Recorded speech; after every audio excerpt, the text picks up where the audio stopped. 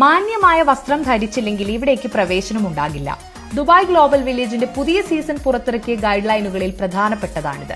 വസ്ത്രധാരണം ശരിയായില്ലെങ്കിൽ, അതായത് തോളുകളും കാൽമുട്ടുകളും മറയ്ക്കുന്ന രീതിയിലുള്ള വസ്ത്രം എന്നാണ് കൃത്യമായി പറയുന്നത്.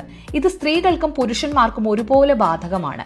അതുപോലെ അമിതമായ സ്നേഹപ്രകടനങ്ങളൊന്നും അലൗഡല്ല. ഗ്ലോബൽ വില്ലേജിനകത്ത് പുറത്തുനിന്നുള്ള ഫുഡ് ഐറ്റംസ് കൊണ്ടുപോകാൻ പാടില്ല. അതുപോലെ UAEയുടെ ഫ്ളാഗ് അല്ലാതെ മറ്റൊരു രാജ്യത്തിന്റെ പതാക വീശുകയോ കയ്യിൽ വെച്ച് നടക്കുകയോ ചെയ്യരുത്. വലിയ ലഗേജുകളോ സൂട്ട് കേസുകളോ അകത്ത് കയറ്റാൻ പാടില്ലെന്നും പറയുന്നു. ഇനി ഗ്ലോബൽ വില്ലേജിനകത്ത് നിന്നും റെന്റിന് എടുക്കുന്നവ ഒഴിച്ച് പുറത്തു നിന്നുള്ള സ്കൂട്ടർ, സൈക്കിൾ, സ്കേറ്റിംഗ് ബോർഡ് ഇതൊന്നും അകത്തേക്ക് കൊണ്ടുപോകാൻ പറ്റില്ല. ഒരു കാരണവശാലും പെറ്റ്സിനെ പ്രവേശിപ്പിക്കില്ല.